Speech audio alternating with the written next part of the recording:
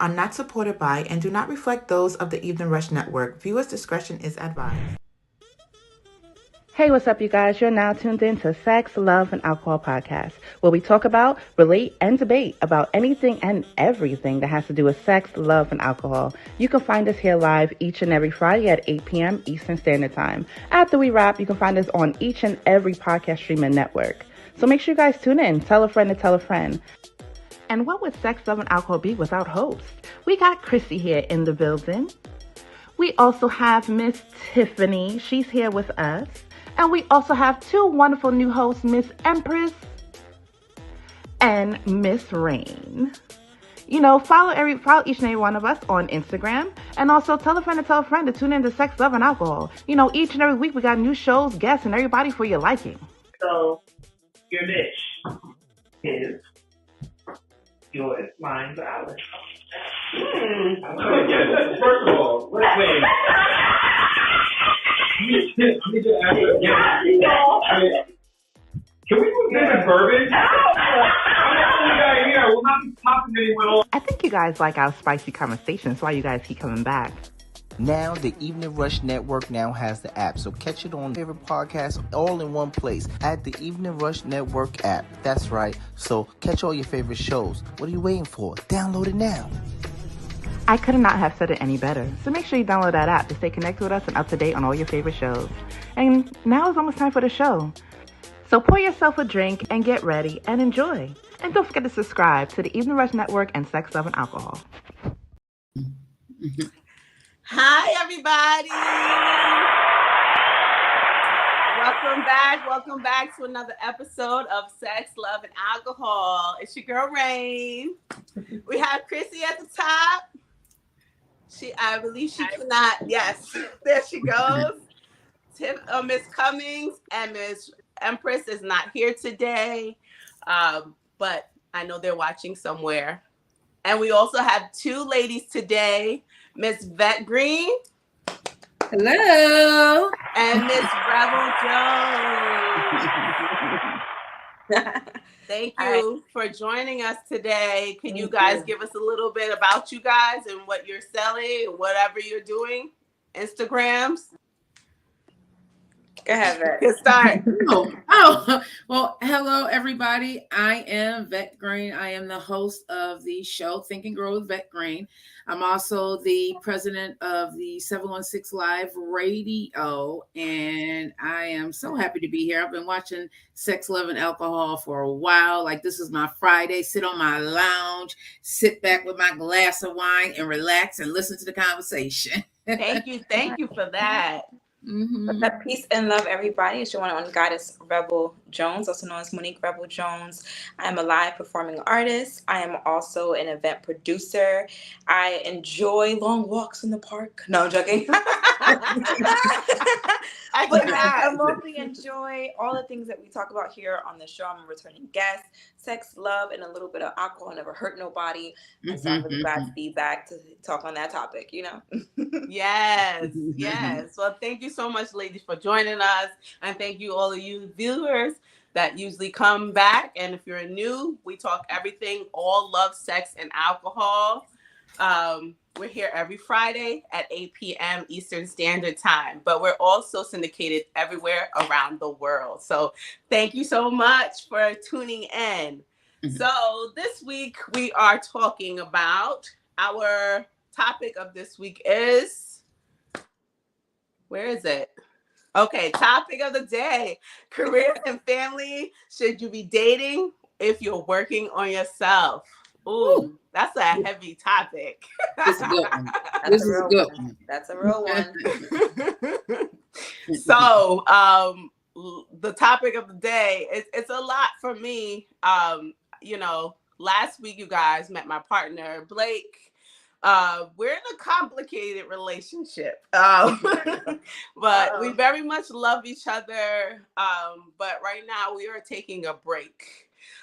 So I feel like dating while you're working on yourself, that's probably what we're doing right now. We are not dating because we are currently both working on ourselves.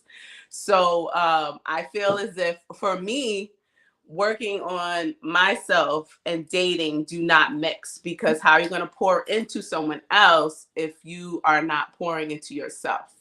So that's definitely my take on it. But, you know, we do have careers and families as well. So, you know, with our family, we're definitely working and co-parenting very well. But you know, working on ourselves is definitely with our careers. We're growing and we're expanding. So a lot of times our careers get in the way, but it's also something that is helping us grow more as individuals and also relationship wise. So for me, dating and family and, you know, working on ourselves, they don't mix. Well, many of you all know that I am married. Semi-happy, semi-not happy. You know, I'm a woman. Complicated. I have my mood. Like, damn, you know, I be in my mood. But I mean, for the most part, I am very grateful to be in a marriage. However, I will say for my sisters and my friends, from just hearing what their experiences are, and from being, you know, in the past before my husband and I decided to get married and have children, we weren't looking for love. And I was heavily working on myself. So I can look back at my 22-year-old self and say, girl, keep working on yourself. Take your time. I think a lot of times when you say you're not looking for love and you meet that person, you kind of create that wall of, listen, this is where I'm at. But they're also there with you. They're also in that space of working on themselves. Then you find yourself working on each other. And I think that can also be a beautiful thing during the dating phase. But I think, once again, if you know, for example, that you're fasting for 30 days and this person doesn't have the audacity or the respect to not eat in front of you because you've already communicated that can be kind of, you know, hard for you to watch other people eat, or be someone that you are attracted to do things in front of you that you're trying to rid yourself of, that is, you know, just self-control during dating while working on yourself. But I think it could be challenging, like Rain said, and it could get complicated when you have so many different goals in front of you. And if that person just kind of adds to one area and not all areas, or at least the important areas, it can get really complicated. But I would just say, I think it's okay to work on yourself. Maybe go to that yoga spin class with the person you're attracted to, and maybe it could end there. After the spin class is over, you can always have something to look forward to, as long as it's not a distraction from what you know you need to go after. That would be just my point of view. Absolutely. That was great and very well eloquently said. What about you, Miss Bat? Oh my goodness. This is such a great topic, because this is like my life right now, because I am balancing growing this child of mine's called Think and Grow with Vet Green, while I am dating and navigating through that part of life. The guy that I am dating has to be understanding that sometimes I'm not going to be available, because this takes a lot of time. Saturdays and Sundays, I may be out getting content, so I'm not available. And those are and I work a full-time job, and I'm a caretaker, you know, so I have a lot going on. I don't want to be hindered in any way. So I need my guy to be understanding that, you know, I'm an entrepreneur, a budding entrepreneur, and I don't have a regular 9 to 5. Right. It may be, you know, 6 o'clock in the morning until 1 o'clock the next morning. Then I'm working, so I don't have that time. So it's definitely challenging. And everybody, you know, there's trust too. Like, your person needs to be able to trust you, knowing that if you're in the studio at 10 o'clock at night working on something, okay, I'm in the studio at 10 o'clock at night really working on something. Right, you know, right. That's my biggest thing, like that trust. I don't want to have to answer to anyone about what it is that I'm doing. You know, I don't. If you know that, if you know this is my dream, I don't want to have to account for that. You know, I just it aggravates me to think that I would have to do that. I don't want to make any compromises. Right. Not with this. I hear you. I hear you. Well, as we can see, Miss Chrissy up here is multitasking. So we will wait. We will wait and ask her a little bit later However, now when we all are saying we're working on ourselves, what does that really consist of? I'm working on my patience. I Mm-hmm. thought I had a lot of patience. Me being, and I speak about signs, but I don't speak about it lightly. I do study astronomy and astrology nonetheless. Mm-hmm. And I would just say that for me, being, to a double bull and an Aries or Ram, I kind of run into things like, okay, listen, this is what I'm gonna do, and I have the confidence to get it done, and I also have the passion to get it done. Mm-hmm. But I think, like within relationships, what I mentioned earlier with dating, you kind of see this guy or you see the situation, and you're like, I gotta go for it. But one of the things I know, even now after 7 or however many years we've been together, I know I have to work on my patience. And I think also changing perspective, not living in the story that my parents put me in, right? Mm-hmm. So their story was my story. And then now that I'm an adult, I get to create my own story. And I think for a while, I didn't know how to do that. To be honest, I think I'm still in the process of learning how to say my story is now that I'm a mother. My story is now that I live with my husband, and we're raising our children, and we're still pursuing our degrees and our, learning from each other. But while we're still married, we're still dating in a sense. We go out on dates, but those dates sometimes can turn into conversations about what our goals are going to be. And it gets intense because he might want to do one thing and I have a vision to do something else. And that can lead into an argument on a beautiful floral date somewhere in Prospect Park. As I would say, working on perspective, working on the unique tunes of communicating with your partner, whether you're dating someone new or dating someone, within the relationship of still, going out and on adventures and not being fully committed to those adventures, but taking those chances. So my patience and my different ways of communicating. Right. Yeah. Now, when you say different ways of communicating, are you like talking like your love languages or? Yeah, I would say that all love languages are my languages. I think it's just that you ever play Sims? Have anybody here on this way ever back played in the Sims day? before? No, I haven't. No, okay. If you ever, I mean, we're all octopuses in some sense in terms of being very multitasking oriented. But I will say, if you ever have like some downtime where you just want to kind of distract yourself, just to realign, Sims was my thing, especially during the time I was pregnant with my son, and I was, at the time, stay-at-home mom and pregnant mom, whatever. But I would kind of distract myself from the world playing Sims. And so just to get to the point, they would have the Sims avatar symbol over their head. And when it's green, it usually symbolizes that they're doing well. They're happy, the goals are being met, etc. Right? And then when it was orange, considering that they were like maybe trying a new skill, if it's orange, it means that like they're working on it. So I bring that up to say that many of times I feel like I'm in the orange where I'm still working on it. And I haven't really gotten to the green where there's a satisfactory limit where I'm like, not limit, but there's a satisfactory meter where I'm like, okay, well, I've achieved this understanding. And so for me, when it comes to love languages, I feel like maybe affirmations is more green, and for gift giving, it's a little yellow. For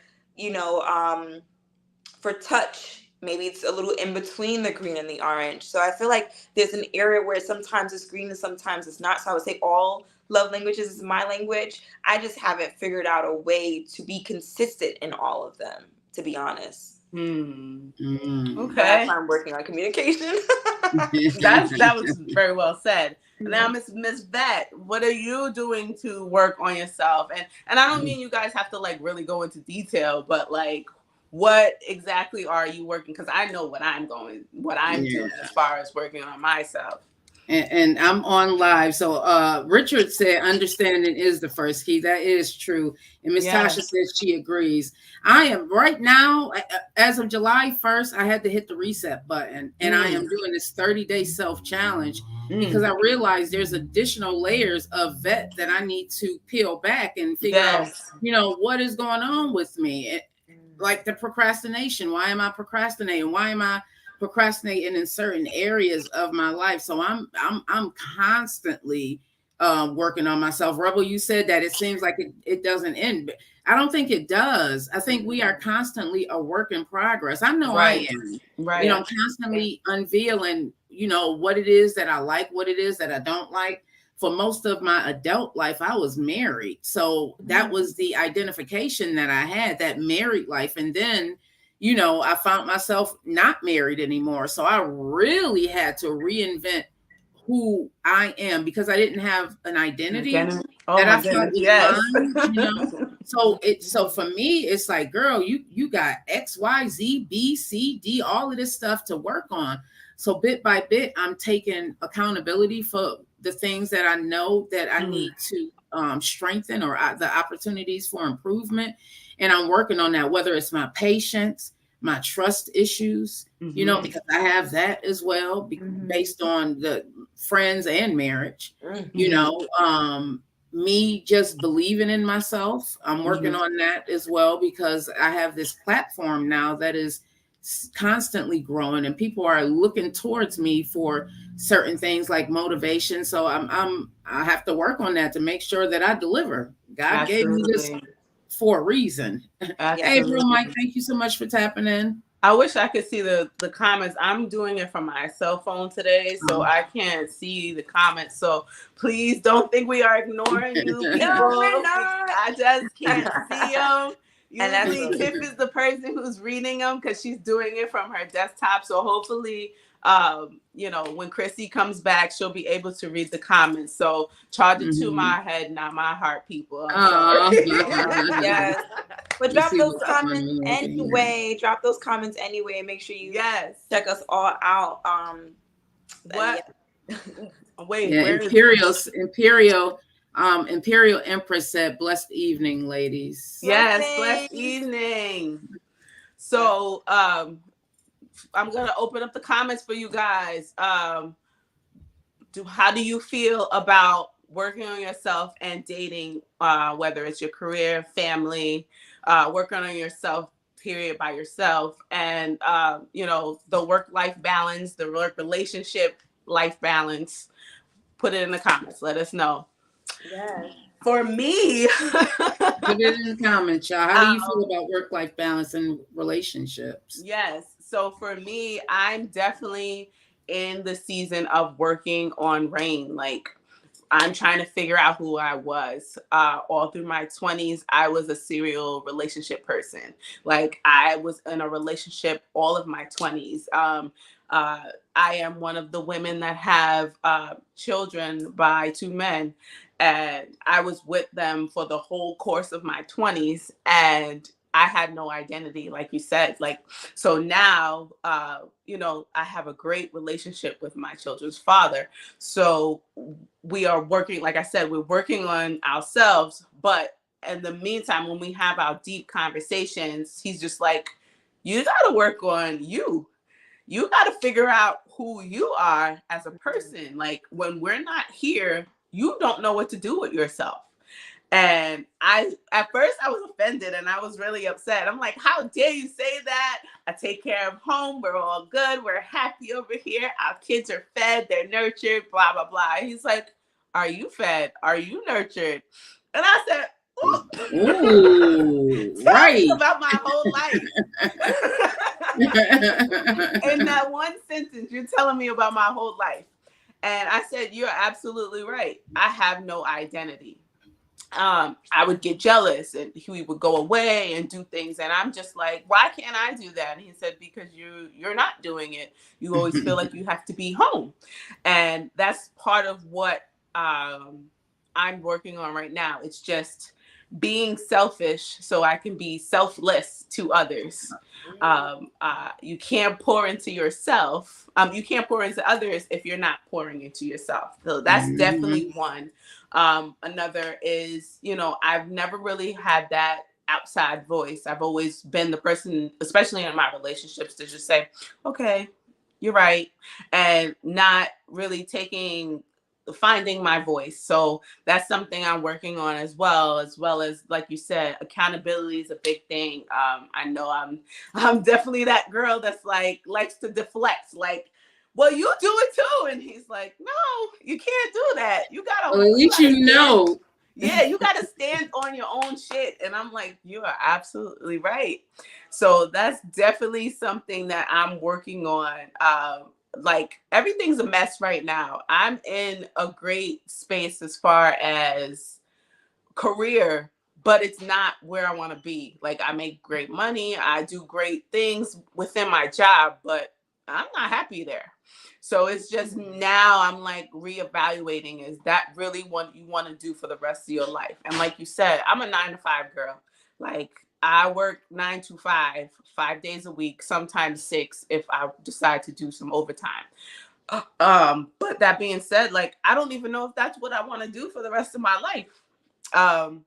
So just trying to figure that all out. I do have side hustles that I do, of course, this being one of them, but I don't know if that's what I want to do, like with my main job. And, you know, I have that entrepreneur bug that always bites me, but I think it's just that taking that leap on faith and just figuring out and doing it like full time. So I'm definitely working on myself as far as that. I encourage you. I encourage you so much because identity is, I think that mentioned earlier, just like it's ongoing. So I think identity falls into the ongoing. You know, at 16, you know, I was a hot tamale. They call me Lady Luscious. By the time I reached 22, I was rebel because, you know, just to share openly, as I have done before on my own platform, you know, I was sexually assaulted. And so that changed the game for me in terms of boundaries, in terms of how I communicated, in terms of how I navigated my feminine power, because, you know, you're moving around in that sauce and sometimes you get lost in your own sauce. And, or at least, you know, at least at the point at that time I did. And it was more of a loss of being so open and friendly to people. And I think this also has something to do with, you know, identity and relationships. And so many of my relationships were with men that were artists, and I'm an artist. So a lot of times I gravitated to men that were artists because it was an easy flow of energy to deal with someone who understood that we're in the studio from sun up to sundown, that we're working consistently on music, that we're working with other people, that we can navigate a room of men and women and not feel the need to be sexual with them. However, other people do not have the same thought patterns as you. And so though I thought I was being friendly with someone or being consoling to their needs and just being that person, right, unapologetically, because that's just the way that I was created. I don't think of being nice as something that I put on. I think it's something nice is something that I show off, right, because it is a part of who I am. And I had to learn how to navigate that sauce because so many people wanted it and I thought it was okay to give it. And it wasn't, especially if they're taking it without consent. And so I just want to say, like, to cheer you on that, yes, hold your own. Yes, be accountable. And also identity can look different today and different tomorrow. And so I cheer you on to find out what that encouragement looks like, Reem, because girl, I think, if I may say, I've been there. My sister's been there. My friends have been there. And entrepreneurship is fun as yes. I mean, I dabbled in it a little bit during 2020. I think that's what really like awakened it. I had a clothing line, which will be back soon. It's called Uncharted Territory Clothing. And I was selling clothing pieces for women, but now I'm opening up to men as well. We're sizes extra small to 4XL. And that was like my passion. Like I loved it so much, but I got discouraged because a lot of times I wasn't able to find the pieces that I wanted for everybody. But then I had to realize like, we're not all made the same. So I had to like really get out my own head, like, and tell myself, it's okay. Rome wasn't built in a day. You're not going to find exactly what you want right now. Keep going. But then when we outside opened back up and the world went back to normal, work got back into the way. So I just did all of that and put all my energy into work. But now, like I said to you guys, like work is taking a toll on me. I'm not happy. So I'm not happy at all. So I had to like figure out and rearrange and figure out life. So it's definitely something that I'm looking to do again, once again. Well, we lift We're you up. constantly creating ourselves. Yes. I think it was you, Rebel, that said our identities are changing. I feel like even like day by day, I'm constantly recreating or making better me, making a better version of me. And I don't know what she's going to look like tomorrow. I know what I want her to look like, but I don't know exactly what she's going to look like tomorrow, because one thing I like to do is I like to absorb something, like learn something every day, because it helps me learn more about me.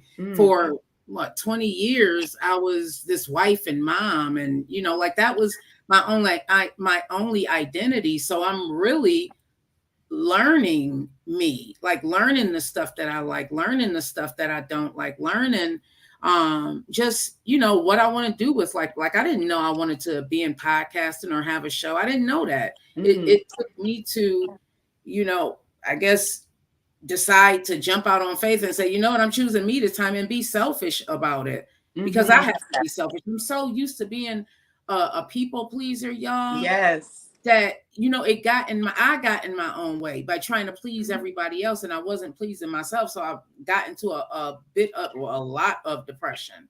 So now I'm happily being selfish in this thing and don't care. And You don't know, care. I love don't it. like it. I love it. Because I cared for so long. But you know how they say we give everybody grace but ourselves? I cared for so long what people just wanting to make people happy. Right. And I was so unhappy. Now it's like, I don't want to compromise. I don't want, and I'm using my no. Like, no. Yes. I'm living, this is the first time I was a teenage mom. So I had kids forever. Now this is the very first time that like I'm on my own, for real. Wow. And it's like I'm happy about it. Before I was a little apprehensive, but now it's like, girl, you really learning yourself. Yes, it's liberating, right? I'm loving it. And hey, Richard, I see you out there. Everybody's tapping in. Richard said, yes, you are right. But even as you do, you need that special person to encourage you. I agree, but that special person needs to be able to encourage me. Exactly. I don't know if you all have ran into this problem where you're working on yourself and you come in contact with someone who's like stagnant or haven't even begun the process of working on themselves. What do we do with that? To talk them. What'd you say? I said toss them. Toss them. Yeah. It seems like it. Yes, absolutely. Oh, we lost Chrissy again. I was about to ask her. So yeah, I feel like you said, we're constantly evolving. We're constantly figuring out who we are. And I'm so glad, and I encourage you and your journey, because this is a lot. This is heavy coming from, you said you were in a marriage for a long time and you had children. So at least with me, my children are still fairly young. I got a little bit of years behind me as a mom, but I don't know if you have older children or if you have small children as well. So this is like brand new uncharted territory. Come on with the brand marketing. I see you. You plugging it in. But that was the reason why I named it what I named it. Come on, all I need is some bell bottoms, the flare ones to make my butt look like it. Yes, but Miss Green, like, how is it feeling? Is it liberating? Is it scary? Is it both? All of that. Oh my God, Rain. It was so scary at first, legit, because I've never really been in the house by myself, living by myself. So that was scary. I'm so used to some type of noise because I have 6 kids, 2 sets of twins. Ooh. My oldest is 30 and she really just now moving out. Like she went into service and all of that, but she came right back home. So she's really just moving out. And then I have my 20-year-olds who actually one just moved back with me, but for Oh. those few months, but even he's living his life. Mhm. I'm navigating that too, parenting adults. I'm navigating that too. But Mhm. it feels so liberating because for the first time in my life, I really can focus on me. Like Mhm. they're grown now, and that Mhm. feels so good to be able to do that. It Right. feels But they so still good. they still want their mama. Now you let them back in the house. Oh my Yes. God. Yes, that part. That part. Yes. I want to know though from all of you, but especially Miss Green, since you mentioned your children and them growing and changes. What is dating like when you come out of such a long Yes. relationship? Are you choosing the men based I off can of tell your you. process, or are Mm. you choosing them based off of what you want to see, the woman that you see Miss Green becoming? Do you choose them based off of your future self or based off of your present self? Like, how do you? Ooh, before I was choosing them off of who I used to be. And boy, oh boy, was I picking some narcissistic, crazy, just bull crap. Because I was choosing them from my unhealed place. Like, so I was diminishing who I should, like I was choosing people based on who I used to be instead of choosing people who I'm going to be. Like, can they fit in my future? That's what I'm looking at now. And where are you going with your life? Because I was choosing people who weren't going anywhere, didn't want anything out of their life. And I realized again from me unpacking and peeling back these layers of me, it was because I did not think I was worthy of better. But now, shit, what? Yes. Yes. All I that love answer. it. I love All it. that I love answer. it. Hold on. Miss I'm gonna Tasha, try to yes. see about these comments. Okay. So I can't see you guys. Okay. All right. What about you, Chrissy? Me, Yes. sorry, I did not eat all day, and I'm trying to eat ice cream at fucking. Sorry. You're good. I hear you. I love it. I love a good dessert in the middle, in the late night, even if Yes. Right. Listen, my dinner right now is Reese's Klein Dock bars, pink lemonade, and Cheez-Its. That's my dinner. That sounds great. You are going to go, ooh, up, Right. up, up, Sugar. up, up. Hopefully your belly doesn't hurt later. Because you know, as you get older, your stomach's not as kind to you with stuff like that. Right, my stomach be messing up my nose. I be like, dang. But still forgive me. I'm still kind of under the weather. I'm still coughing like No, crazy. you're good. But me personally, I don't even know where to start. Like, well, the question was like, how is like dating and stuff like that after the fact. But like, I know you're married. I'm a divorcee. Pre-marriage, of course, you know, you had your mindset on what you want in life and what you want to do for that moment. Like once after being married for 10 years and stuff like that, it's like my mindset changed of what relationships are and what my goals are and what I want for myself for the future. And trying to even get back in to the dating scene after 10 years of being in one relationship with somebody is like one of the hardest things in the universe, because like you got to realize, like, when I was pre-marriage, like that was what, you know, we weren't on social media that heavy. We, you know, you was meeting people outside on the street, on the gas station, going out to parties, like, you know, friends of friends, like you meeting people, actually having real conversations. Like after marriage, there's no more real conversations. Everything is like, yo, what's your DM? What's your Instagram? I don't have that. Like, it's like, so it like dating became a little bit more harder. And then the realization of what life really is came to be like a hope for a lot of people, because like now you're stuck to the computer, you're stuck to your phone, you're not going outside and enjoying life. So it's like, and then some people's mind frames of like, you know, COVID messed up a lot of people too with like, you know, what they want to do in life. Some people, it opened up their eyes on what they need to do to better themselves, and then some is like, man, I've been in a show for so long, now I just want to have fun. So it's like people that were worthy of long time commitment never really enjoyed life that much. So then they're like going back in time. So it's like you looked at those people as prospective mates, but then now they're living their best life and they're no longer that. Right. Right.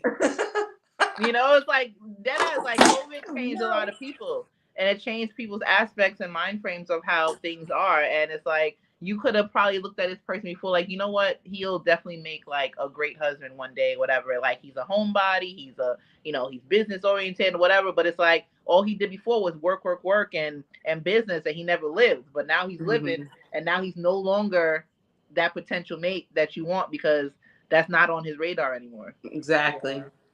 So it's like it's very difficult. It's very difficult. And then now it's like some people's like small-minded, childish. It's like, and then life is short, so people's not even looking into marriage anymore. Me, even though I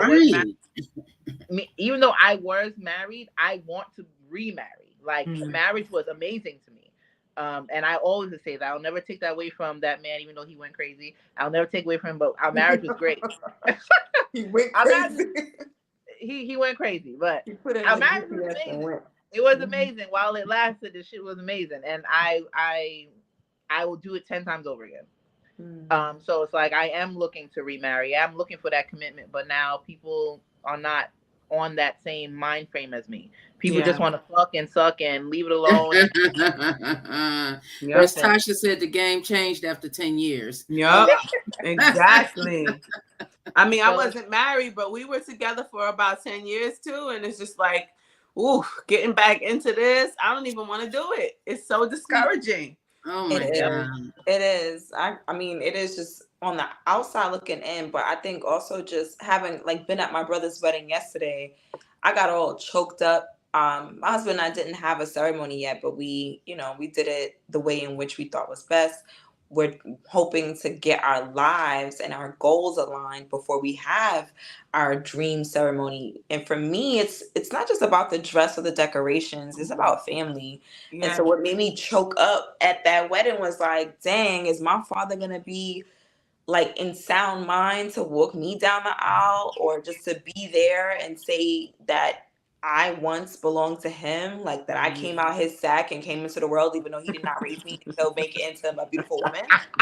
Like, is he gonna be there to see that? You know, and then, my grandfather, he's a father of 7 children, and my grandfather is he's an Aquarius, he's a comedian in his own right. But sometimes, like, growing up from where he did, I just feel like his sense of humor is insulting. And it's to a point now it's just like, okay, granddaddy, like, I love you, but I got to create distance because you don't quite understand the boundary. And it's not like I'm keeping him out. I'm just trying to keep my emotions safe. I've learned some things, granddad, and I learned that you're not supposed to discuss certain things about my appearance and me being light skinned, or me needing to straighten my hair, or my children, being too pretty, or my husband and I getting married and having children too early. Like, encourage me, say congratulations, you got your BA, or how can I fund your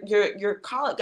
You live in Manhattan, you need help with your rent, do you need help with, do you need me to come over and watch the kids so you and your husband can go take care of business? Like, I looked at my brother-in-law's wedding and I got discouraged, not because of the love that I have with my husband, but because of family.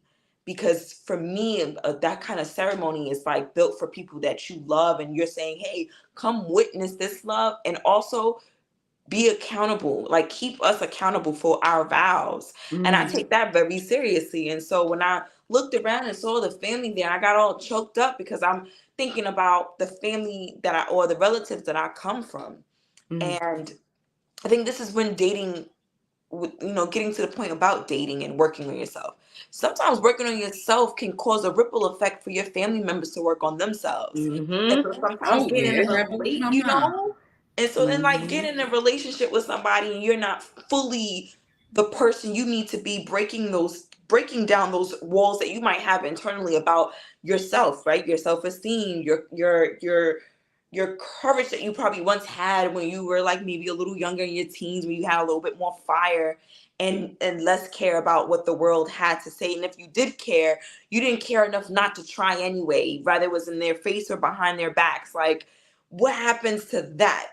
If family isn't there, regardless of what people say, family is everything to me. I wouldn't be the first one to say family shit. Family is everything to me. So if a cousin shows up, if a grandma shows up, I don't care if I didn't see grandma, great grandma, auntie in a long time. When we do come together, I feel whole. And so just thinking about marriage or thinking about dating and relationships, I say, listen, work on yourself, because that's a ripple effect. You never know what family member is watching you go get that job, that society or that the public is, throwing slander and propaganda about us black women not being able to achieve, or only achieving one out of so on out of 10.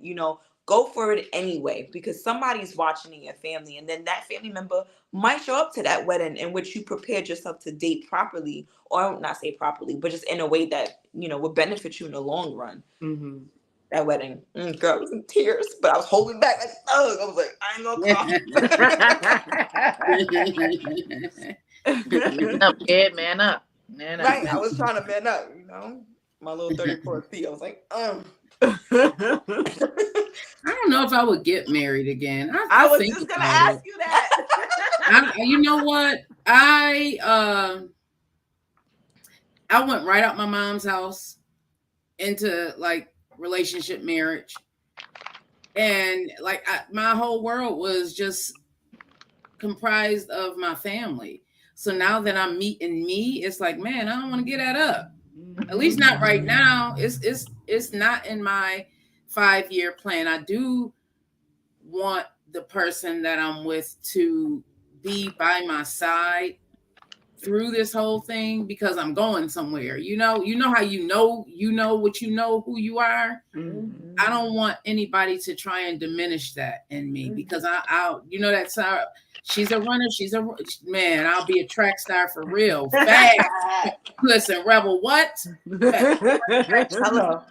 And be running, because I'm so scared that somebody is going to try and revert me back to the person that I used to be. And it's like she went through so much, and she went through a lot to get here.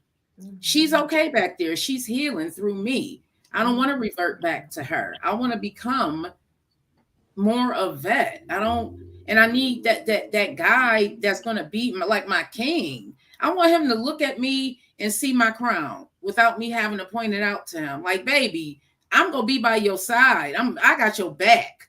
Right. When the world is against you, you can come home, lay your head on my shoulder, and we go rock this out together. But right. I also need you to take that. I don't need you to be selfish about it, because I'm going somewhere, and we can do this thing together. Just be my king for real. Be my protector. Be my supporter. Be my cheerleader, because this world is against you, my black king, but the world is definitely against black women as well. Absolutely. We have to go through so much, and I need to be able to, lay that at your feet sometimes, just as well as you lay the issues that you're going through at my feet, and let's do this together. Shit, black excellence is for real. Let's beat that. Yeah, absolutely. So how can I say? I don't want to say career or family. How do you balance? I don't want to say pick career or family, but at the end of the day, as women, like if it was male is on here, I could ask career or family, because they'll give me an answer. They'll give you an answer. Man. But for like us being all mothers and women that have businesses and private ventures and stuff like that, how do you balance?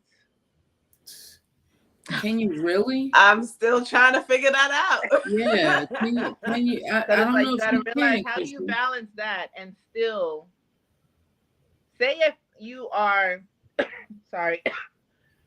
Say you worked on yourself. Yourself is where you somewhat got yourself where you want to be. It's not that much work you're gonna put more into yourself, but you're still doing your career. You're still trying to work with your family. Now, how do you actually say, all right, let me throw this person into the mix now? It's like you got not just 2 things, but 3, 4 things. Now you got to balance yourself, your partner, your kids, and your career. It's like, as women, and mind you, we're supposed to be superheroes, pull out the cape from the, we're supposed to be able to just manifest and just do all of this. I'll pull out the whip before I pull out the cape, but yeah, I get it. That part. I got it right here in the drawer. Let me know. It's a challenge trying to balance it's it. Definitely a challenge. I work a lot, like a lot. My children can tell you that. And that's one of probably my toxic trait. I love to make money. I like to work. There's nothing toxic about it. I say toxic because at times my kids are like, when I get home, I'm exhausted. I give them what I can, but I can't give them all of me because I just spent 10 hours at work giving everybody all of me. And I'm still trying to find that balance because not so much my youngest, but my oldest definitely makes it known. And he's a boy. He's like, so you're not going to make no time for me? And then he has an attitude. He gets upset. But then I'm like, you know what? He's absolutely right. So I'm trying to find that balance. So, I guess I'm dating my children too, in a sense of, just doing things with them alone and making them feel special. So I don't think I have time to throw another person in the mix right now. And we be knowing that, right? And it's like, with me, I'm like, okay, whoever I'm dating, I hope that you understand that I have a lot on my plate. Like at any given time, I can have 8 people calling me because they're dependent on me. So I need you to understand that. I need you to, not make me feel bad. Check me if I'm not making time. Because I check me on that, but also be understanding. Right. Like I have this topic hits home for like a lot of people, not just us here, a lot of people out there, but like even a lot of people in my personal, my friends. Like, cause I don't know why people just come to me and tell me all they fucking business. Not that I'm gonna say your names or anything. No, it's just a thing. But that's they feel comfortable. First of all, disclaimer: everybody knows what I do, so I'm gonna say something. Like I'm gonna. So no, but say for instance, I do have I have 2 male friends, 2 kind of different scenarios. One male friend, like when I say like he tells me everything, like his goals, what he want to do, like he, gonna buy into Amazon, gonna do all this stuff. Well, like literally, he's working like 3 jobs. He does Uber, he does his regular like take care of like mental people, whatever, and then he does like Instacart and Uber, all that stuff on the side, and then he does like late night, overnight deliveries just to stack up. When I say this boy will probably, I'd be like, did you eat? And he'd be like, no, I can't. Like, I went and got some stuff to make soup to last me for the week. Like he'll literally do stuff like that to stretch his money so that he can literally save and get to his goal. He wants to date once in a blue moon, like he'll put a little bit of money aside to go have some kind of fun. And he still wants to hang out with females. He still wants to date. People like him because he's gorgeous. He's a gorgeous man. I have another mutual friend that actually wanted to talk to him. She used to be like, oh, he's broke. I said, he's not broke. I said, have you ever spoke to him? Have you ever had a conversation with him? Have you ever asked him what his goals are in life or anything? What kind of conversations do you have with males when you actually sit in a room with them? Because if you actually sat down with him, you will know that he's working towards something. He's far from broke. He has money thrown out of his ass. He's a trust fund baby. His father just died and inherited all the stuff. But the thing is that he has so much more bigger things that he wants in life that he literally, what you call that? Fasting for. Like he's literally putting everything to the side to reach his goal. Like he's giving up so much. And the thing is, like, if you actually just wait a second, whatever you need and want from him, it will come to you as long as you allow him to get to where he needs to be. Right. But if you constantly keep pulling from him, like, oh, I want to go out, I want bottles. Oh, can you buy me this for my house? Oh, can you do this? Okay, you're taking from what he needs to be successful in life. And if this is somebody that you see a future with, wouldn't you want that? But instead, like the women on, like the women will bash him for it. Like you see somebody that's goal oriented, actually is working towards something that's really actually going to work, and he actually accomplished his goal. By the way, congratulations. He actually Where's the clap? Where's the clap? It's a life. he made a sacrifice, but it wasn't a big sacrifice, as in like years.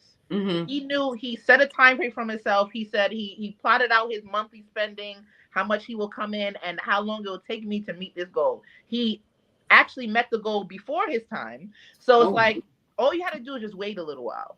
It wasn't even a whole year and a half, literally. Like he did everything within a little minute of time. But he accomplished that, and now he's free to do whatever and has a business for himself and whatever that's have like residual income just coming in, and he can Good go for to, him. he's literally making money in his sleep.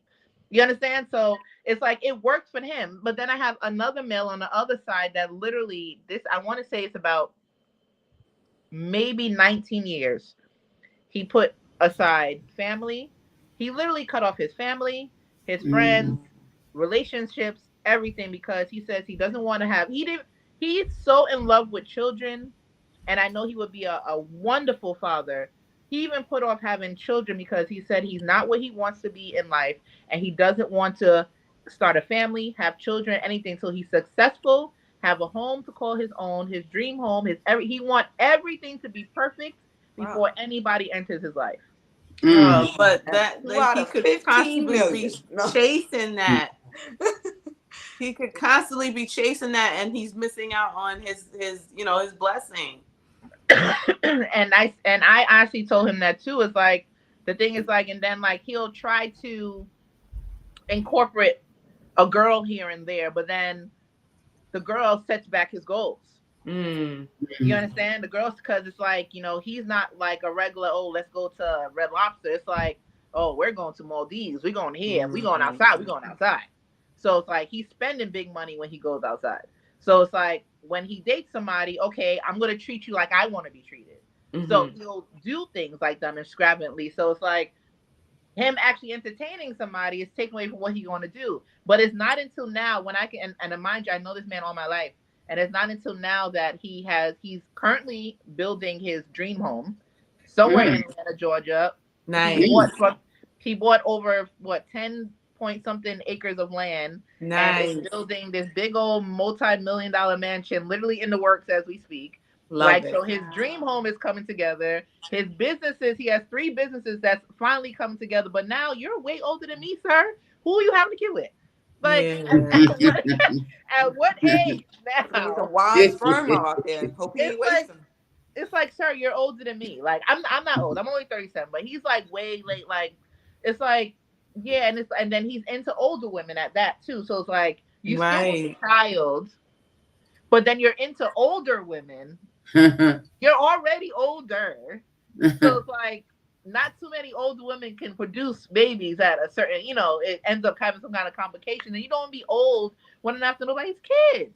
So I'm telling you, it's like I'm contemplating having another one, and I'm are you? And it's like everything, and it's everything he wanted in life. He's getting, and it's literally manifesting in front of his face, and it's like, damn, about time I can rest. But it's like, now you're gonna rest, but it's like, damn, you missed out on so many opportunities. And then sometimes he say, maybe it just wasn't a card for me to have kids or a family or this, but it's like, it wasn't a card for you, but you put those cards to the side. I think it still is, because instead of you finding somebody to build together, you decided to do it alone. And instead of it taking you a few years or 3 or 4 years, it took you almost 20. But that's so admirable. But if you had I was gonna say, I commend him for that though, but at the same time, damn, homie. Really? I don't feel that way. I mean, I feel like if he's able, granted, I understand that scientifically there's no going around that. Some people, our bodies change over time, and so what we want to produce sometimes, it is a gamble. I do understand that part of it. I think, I don't know, some people that I speak to, specifically men, they want to have their own seed, but I do believe that there are options such as like foster care. There are children out there that need parenting, and if he's a good father, he can be a good father to someone who is fatherless, motherless, homeless, nonetheless. But I understand some people want things a certain way, but I do think when we talk about balance in relationships, we do have to consider that things will get sacrificed. I experienced that when my husband was in the military for 6 months, and I was working at Delta, which I'm no longer. Not gonna say anything about that, but Mhm. I'm no longer there, and it's it was challenging, but overall it was a sacrifice. I showed up when I needed to show up, how I needed to show up, but I couldn't do no more than what I was showing up with, and I gave my all, right? But at the end of the day, there was times I would come home after picking up the kids from a nice little 8-hour shift from 4 a.m. to 12 p.m. and then working with the kids because I work with my children. I sit them down after school and I give them secondary school at home. And so I won't be done and in bed, you know what I mean? In bed until like maybe 9 o'clock and getting up and doing it all over again. And so what I usually sacrifice was them damn dishes. Them dishes not getting done. Oh well, bad Right. balance. if I want to take a decent hot shower, I'm not rushing myself. I want to burn my incense, play my Erica Badu. You know what I mean? May break out the it's sex love alcohol. Break out the toy in the shower. You know what I mean? Daddy not home.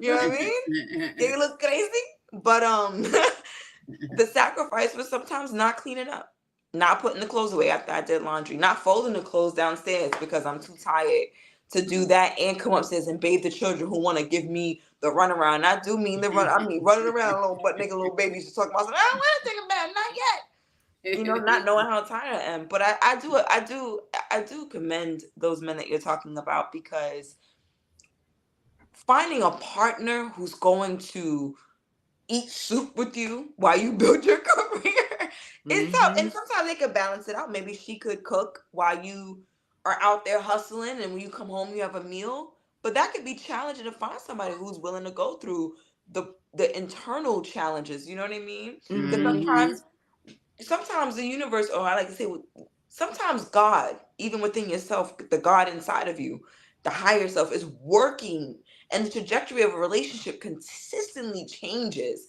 And so, what to put in 5 to 10 years in a relationship, like, we gotta go, we're gonna go for it. I'm committed to doing it. What if your trajectory changes? What if your soul wants to go in another direction? You know, that can be heartbreaking in itself. I mean, you might find your way back. It all depends on perspective, communication, but I just think it's amazing. If I was a guy, I'd be like them.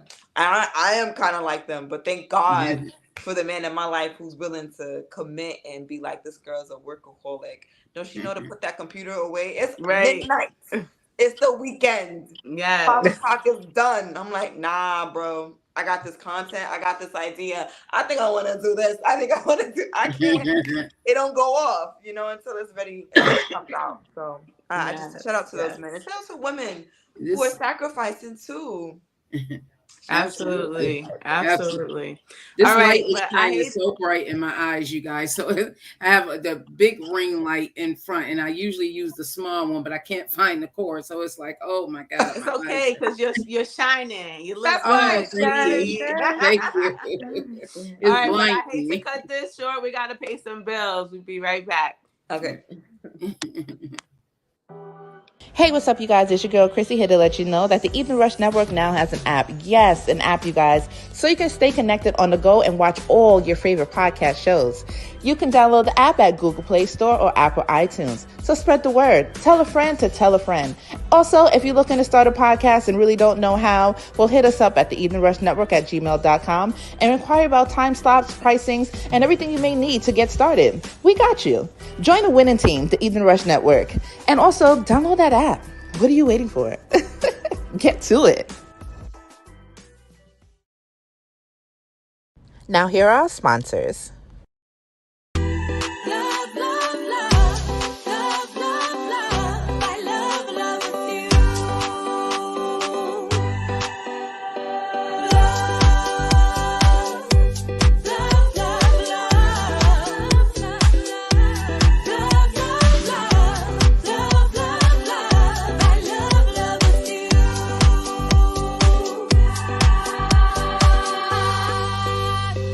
And that was Equasia signed to the Evening Rush Entertainment. Go download her new single now.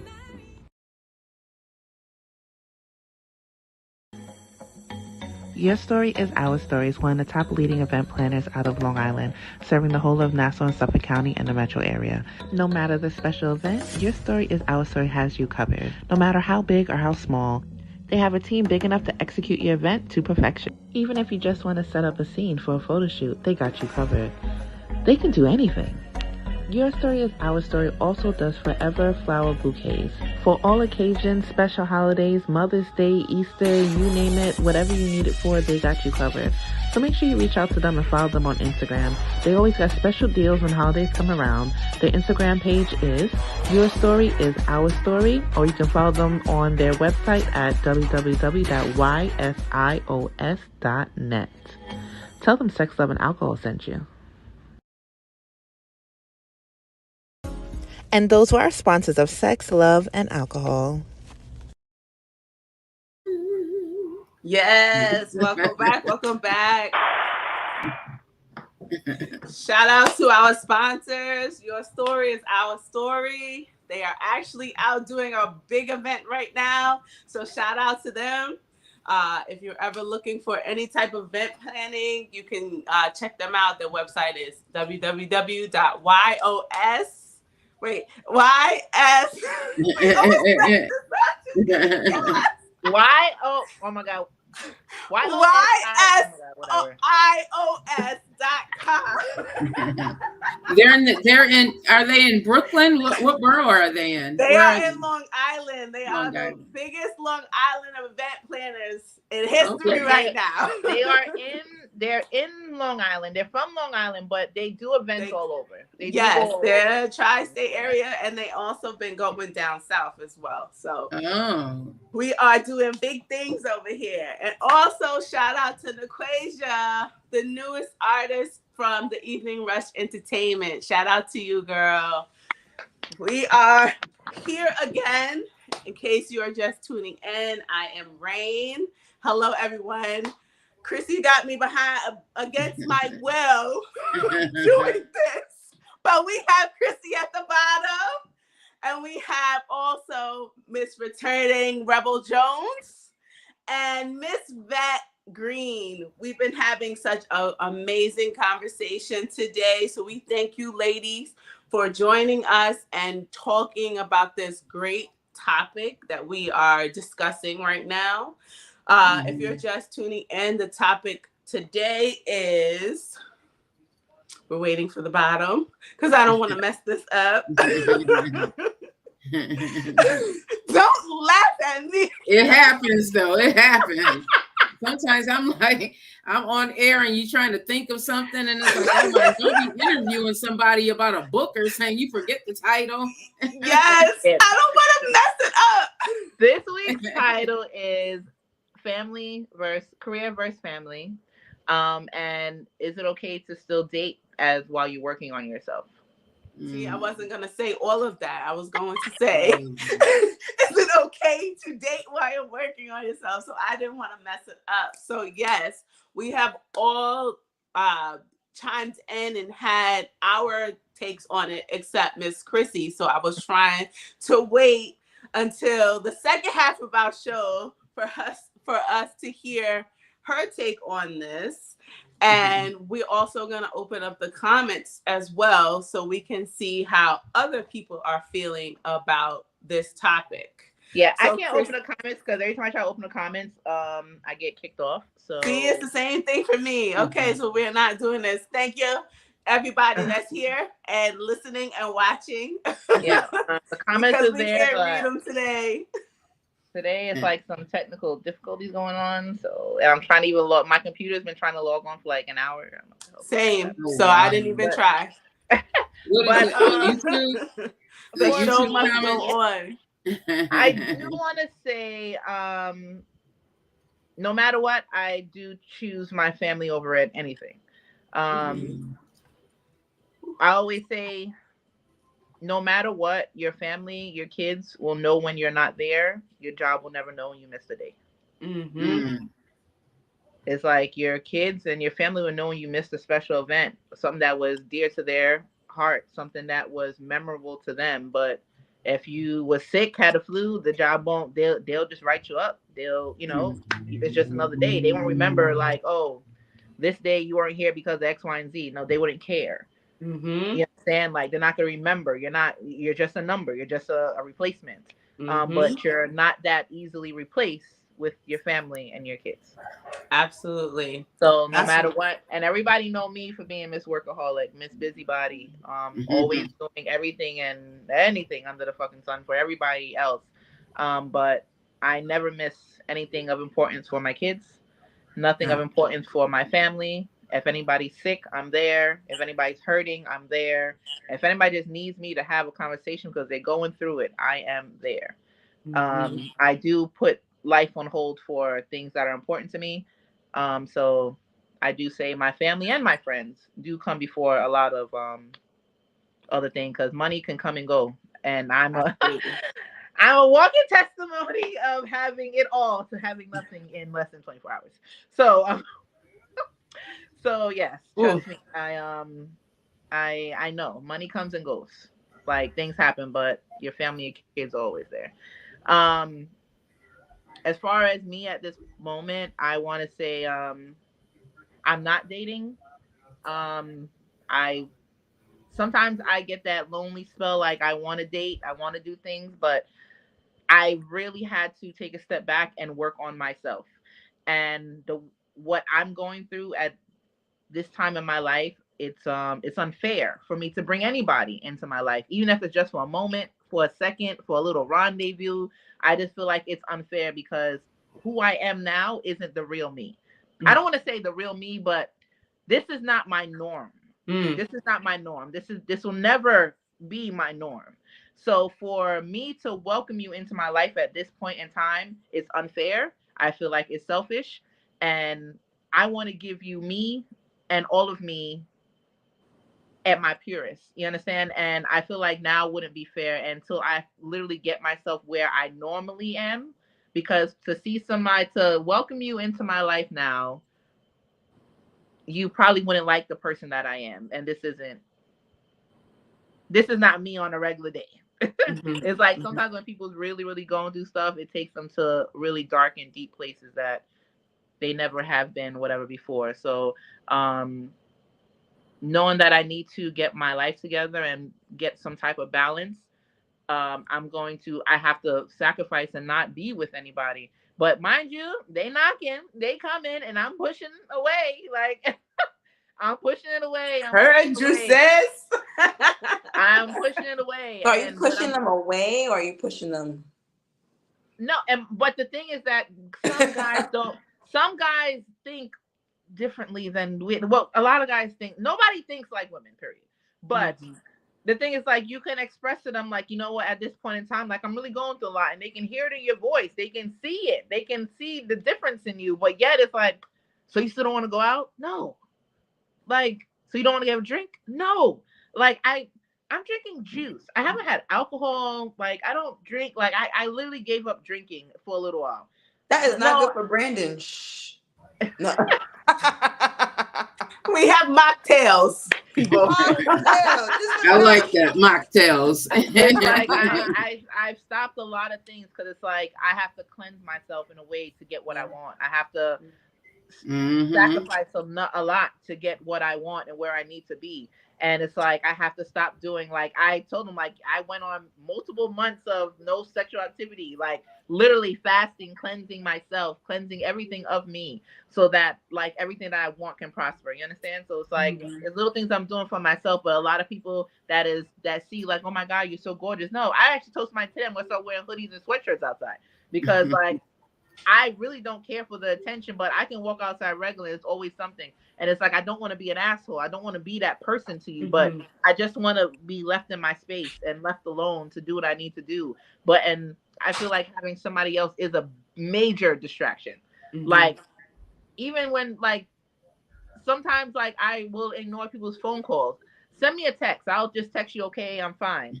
Because even like the conversation on the phone is a distraction to me. It's taking time away from me to do what I need to do. And it's not like I don't want to talk to you. It's like right now I just can't have that energy in my ear. It's like, and that's whatever you're saying to me is being stuck in my brain. It's like I can't have that. And then I'm going to start thinking about your problems and your issues and what you need to be doing instead of what I need to be focused on for myself. So me personally, I don't think if you're working on yourself, you should be entertaining anything or anybody, especially if there's something that you know you really, really need to do. you need to kind of like take a step back, but it's hard as hell. Like, trust me, it shit is hard as hell. You'll feel like you're going through like withdrawal or some shit or whatever. It's hard. But it's a thing. But then again, hopefully the people who are coming, and if you come in generally, will understand that and will wait for me. Like, if you're willing to wait, if I'm what you want, you'll wait for me. Mm-hmm. If you saw something in me and before, you'll see something in me later. Right. And maybe and it'll be better because you're working on yourself. That part. But that's Absolutely. I want to say that's like my little take on it, I guess. Mm-hmm. But it's not like I don't want somebody, because bitch be lonely. I'd be like, I want it. Like, yeah, but no. They have to be in tune. Like, Mm-hmm. man, my person would have to be in tune with the person that I'm growing to be, Mm-hmm. because it can be distracting if they aren't. If they want you to focus solely on them and not Mm-hmm. encourage you to focus on you and focus on what it is that you're building, it can be so distracting. And before I know it, I'm not doing anything. Mm-hmm. You know, and then I'm wondering why this thing is slow, has slowed down or halted. It's because you're not doing anything, because they aren't doing anything. And then too, them being a distraction to you is like, all right, I'm gonna allow you into my space. So you want me to open up to you and let you know what's going on. So I'm gonna let you know what's going on. And in the midst of me open up to you and let you know what's going on, not once did you offer your assistance. Not once did you offer any constructive criticism or anything, or any kind of different point of view, or, you know what, think of it this way, or how about you try this? Like, nothing. Just like, damn, that's fucked up. So at this point, it's like, damn, that's fucked up. So I can't come over later? No. Or they're listening so much, and then it becomes too heavy for them, and then they just ghost you. And you're just like, I thought you were here for the dark points of I actually had somebody when you turn the lights off, not when you turned yourself off. Exactly. I actually had somebody say they stopped talking to me because they couldn't stand to listen all the things I was going through, and they couldn't imagine how I was going through all of these things, knowing that I had so much. So how are you going through this?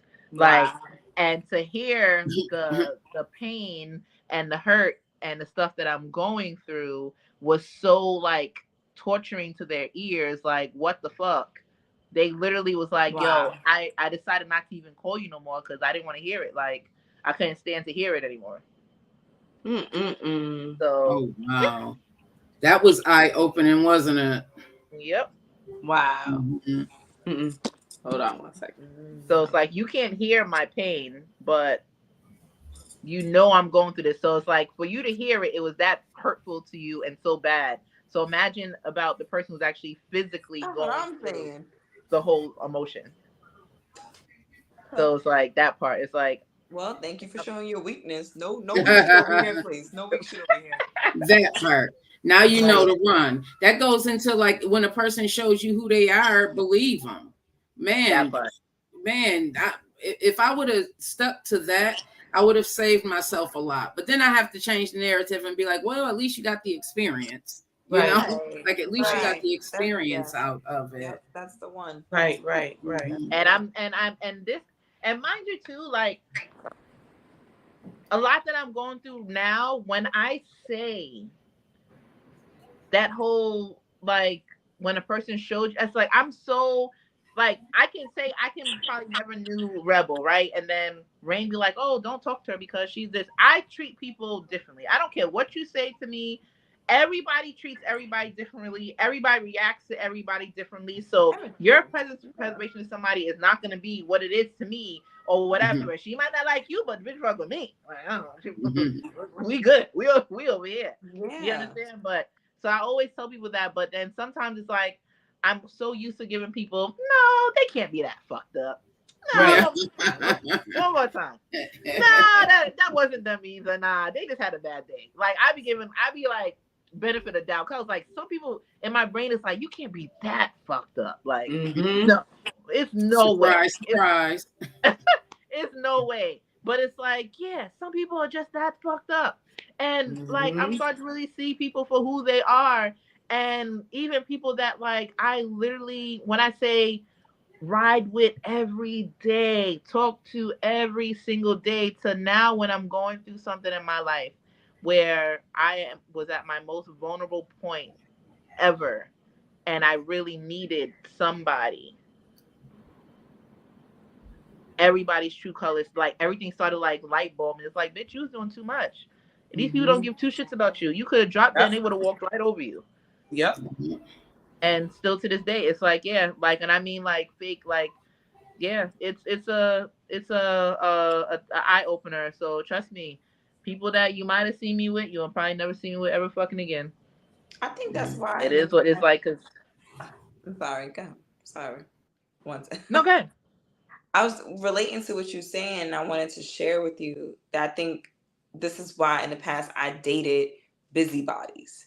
Because to me, you come off to me as a pillar.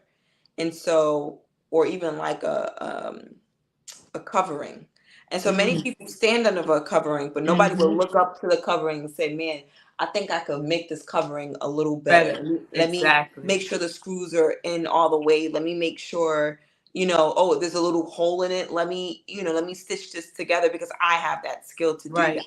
I think people see a covering and they don't think of how their skills can reciprocate to you. And you come off like a pillar. So many people think, oh, here's this pillar, let me utilize it versus let me add on to it. And I think over time, at least I hope and I pray for this, for all of us in this matter, but that you find another pillar. And that's what I was saying, like, that's why I was relating to it. Like, oh, this is why I date busy men that are active, because I don't want to see you too much. I start seeing you too much, my world becomes about you. And I know oftentimes, especially on Sex, Love, and Alcohol, I be watching back. I look back at the interviews I do with you all, and I'm like, damn, I sound selfish. And you know what? I'm not selfish. I'm self-full. And I'm a little hesitant in my marriage because, like Yvette said, you don't want to lose your identity. And it's so easy to be like, oh, be submissive. But when you're a pillar and you know that you have somewhere to be because God put something in you to do it, to everybody, you a jack of all trades, right? But to you, you're finding that silver lining, that common thread that pulls it all together. And it just feels good to have someone that's not going to just be around saying, lay with me, watch a movie with me, eat with me, let's go out. And it's like, no, this person's like, want to build a restaurant? I'm bored. Want to open up a business? I have this skill, you have that skill. Let's put these skills together, and we're good with people. Let's pull it together. So I just wanted to speak on that. Sorry for cutting you off, but just wanted to speak on. No, but I must have missed that thing when I put in my mute stage. But at the end of my marriage, I did lose myself, and it's because my husband decided to get rid of all his friends and focus on me. I was still in my working stage. I was still busy. I was still entertaining. I was still doing my side hustles. I was so busy in my life, but then he was more focused on me. And now he has nothing to do but sit at home all fucking day. So now I have to worry about you all day. Are you all right? Did you eat? Did you do anything? You know what? Since you've been here all day, let's go out. Let's do this. Let's do that. So it's like my life ended revolving around him eventually, to the point I'm like, this isn't me. Like, I eventually lost myself. I eventually stopped hanging out with my friends because he had no friends. So it's like, okay, now what that means selfish to me. Like, where you going? I'm hanging out with my homegirls. I'm hanging out with my homeboys. We're going out here. We're going out there. And it's like, you want to come down? I'm at home. All right, since you don't come, I'm going to stay home too. So it's like, eventually I end up like losing myself and my little identity and who I was. And like my little circle that was so big was getting smaller and smaller to the point it was just me and my husband. And there was nobody else. To the point I really didn't know, like, I didn't even know, like, and then when I did decide to go outside, I didn't even know how to be sociable anymore. It's like, I freaking forgot how to even float around and be that bubbly person. It's like, I forgot how to, and normally I enter a room and it's like, oh, Chrissy's here. Yeah, we outside. And now it's just like, no. Like, how was that in a corner? How was it dating after that, though, Chrissy? Like, finding that part of how was it dating, navigating the dating scene after that? It was very difficult. Like it was very difficult. And like even now too, I took myself out of the party world. Like I took myself out of the whole bike. Like I still ride bikes here and there, but it's like I took myself out of all the big scenes that I was in, and I went. I'm in Georgia right now, and I went out last night with one of my friends, and I literally sat there like this the whole time, and they're like, "You all right? I'm fine." It's like I didn't even know how to. To It's like interact anymore. and like people ask me to go out all the time. I'd be like, oh, I can't. Like a lot of my friends, I didn't even go to their birthday gatherings recently because it's like, where's it gonna be? Is it gonna be at a club? If it's a small dinner, I'll go. But if it's at a big thing, I said I'm slowly developing social anxiety. Mm-hmm. So it's like I told them I have to work my way back into these big things. The people know who found me on social media in the past. Like I was a gala girl. Like I go to all these ballroom galas. I go to these blue collar events. I go to all these fancy things. I'm always around a million people. I'm always doing all these things, these big shows and hosting and doing all these things. So it's like to now can't be in a room more than 10 people is kind of like a bit much for me now. So it's I'm like so excited to see you navigate these big rooms again. Honestly, I mean, if there was no fear before, I think for me, social anxiety looks more like navigating the room. When I get anxious in a big room, I just start moving around, saying hi to people, talking to them. Girl, when I tell you I push through it, I have to because I Yes. could become like just afraid that people can see that I'm hurting sometimes. Mm-hmm. Like, and I get imposter syndrome real quick. Like, I go from being depressed for a week, and I mean, not like, I feel sad. It's like, I feel sad, but I shouldn't feel sad because I'm blessed. Oh my God, what's wrong with me? Why am I so blessed and so ungrateful? Then that thought leads to another thought, and then it's like, because of this, because of that, you and I'm not sound good like my enough, life right now. You sound like my life right now. Yeah, right? mine too. And then it just goes like, dang, look around me. I have all these talents. But why nobody ever give me credit when I do something good? And why should anybody give me credit? Then you go on social media, everybody be like, no one needs to validate you. Hell, I need somebody to let me know I'm doing the right thing. Right, The I'm fuck? doing well. I need a little validation. Say what We you gotta all say. do. We You know? all do. And that's social. You know what, Rebel? You said something that resonated with me because I am such an introvert, and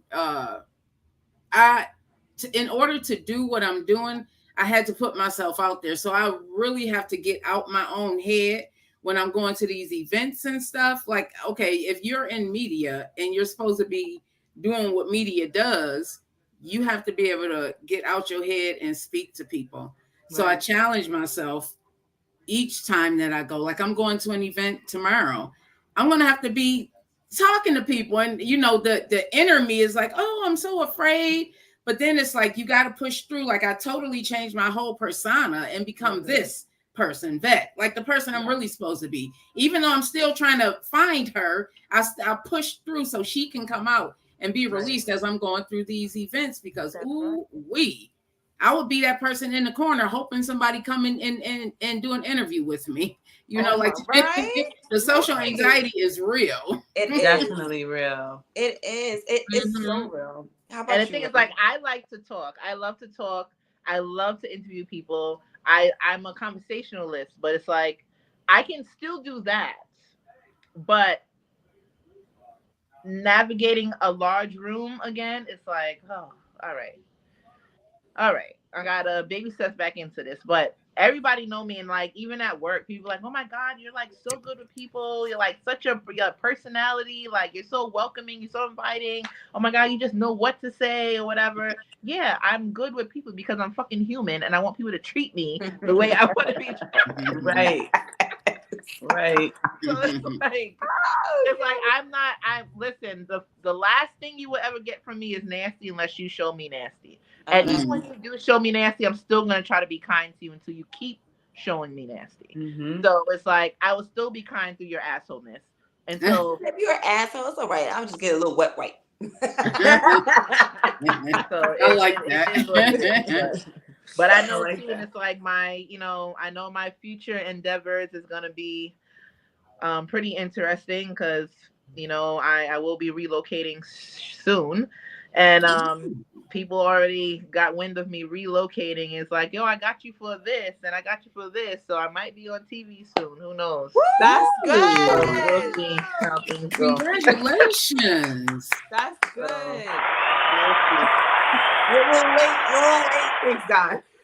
We'll see. We'll see. We'll see. Because That's Yes, we Lord, will see. We will see. Like we Just let us said know to what you channel to see. previously, Mhm. this is a leap of faith. It's for the next stage of your life. And this is amazing. And we're all silently and out loudly Not be bad. rooting for you. For Yeah. but real. you know what, people that been riding with me, I never leave nobody behind. So whatever I do, everybody gonna be coming up that ladder with me, baby. That's all I know. That's how I feel. I love it. I love it. That's Just how I send me feel. the rope. I ain't got time to climb. I got these little drop the rope. I'll Okay, climb the rope. You bring one, you teach one. You teach one, you bring one. Absolutely. That's one thing about me. No matter how I move in life, like even at my old job, like when I say like about 10 of my friends work at my old job, it's like, listen, if I get in a position where I can hire or get you in through the back door, whatever, you're gonna get in. I agree.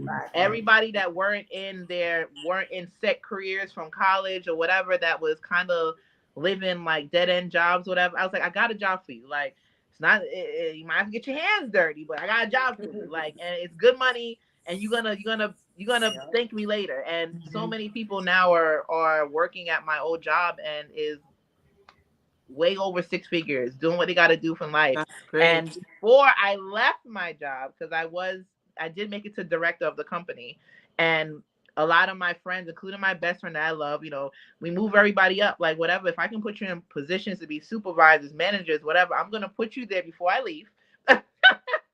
I'm gonna get you in those high places through those doors where people Everybody like us eats. ain't there. And so it's like I make sure, like, if I eat, my friends eat, and I'm a firm believer in that. Like, we have to carry each other along the way. Don't just do something good for yourself and be like, damn, like, and then everybody's on the sideline. Because my whole thing is like, for your whole circle to grow, you gotta help each other.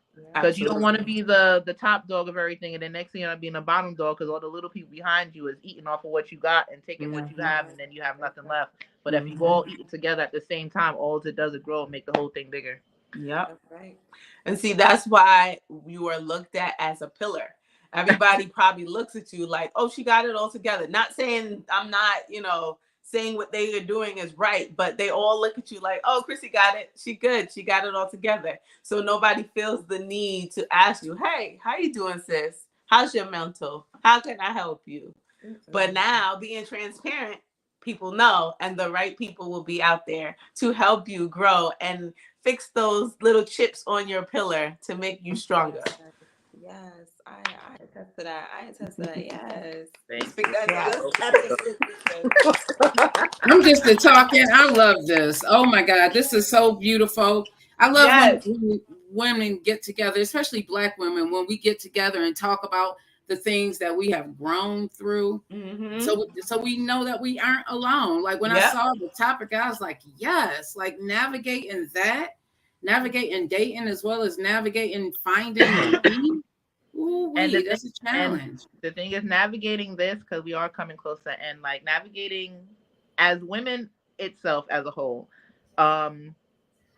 There are few men that are in situations as us that are full-time fathers, with no mother for their children, that took on that role as a full-time dad, and they still got to work and whatever. So there are a lot of males that are taking on those motherly roles, and they're going through this too. And honestly, some of them themselves can't balance.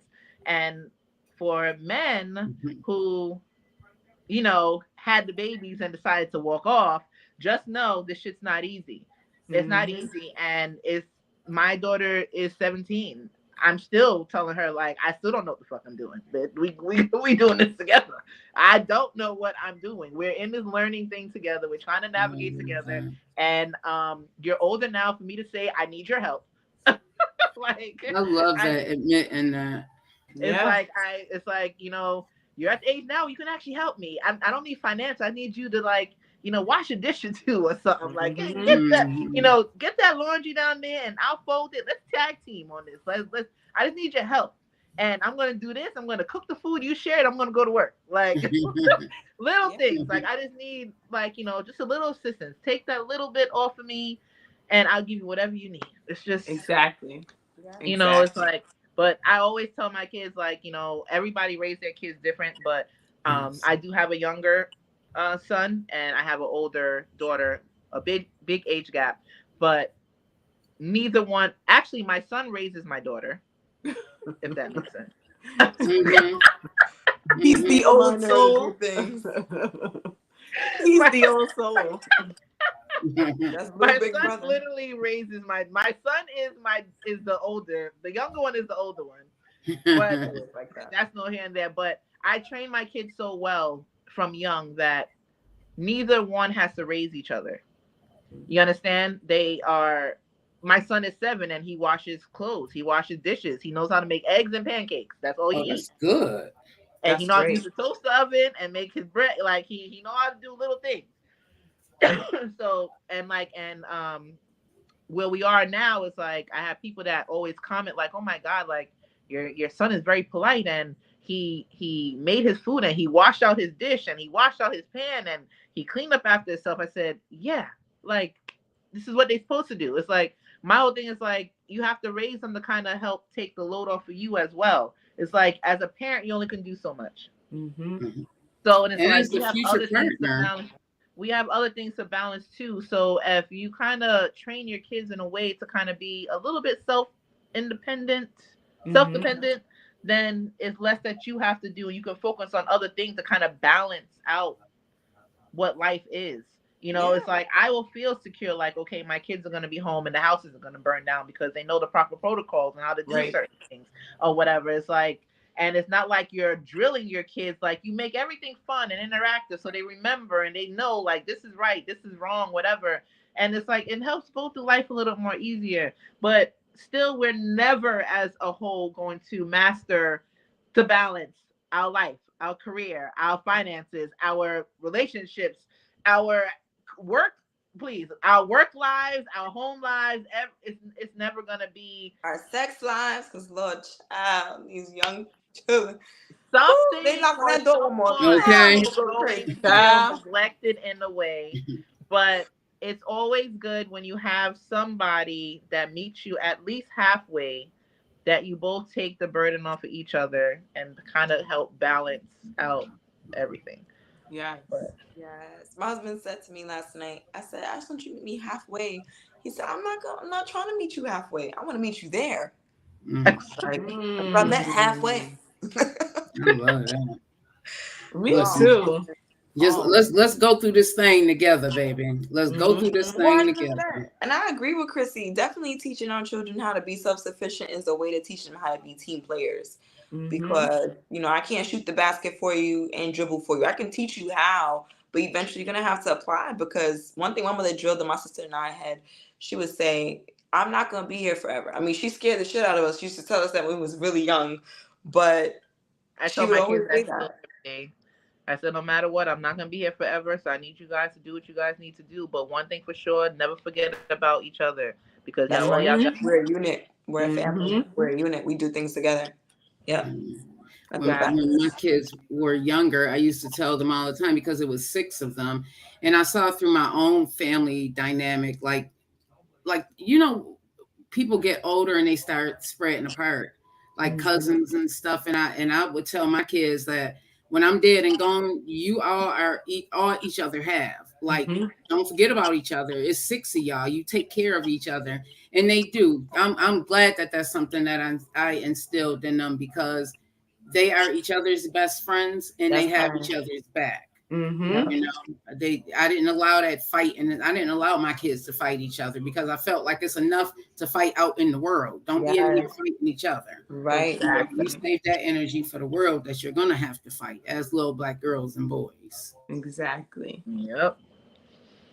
But this was such a great show. We thank you so much for joining us, Miss Vet Green.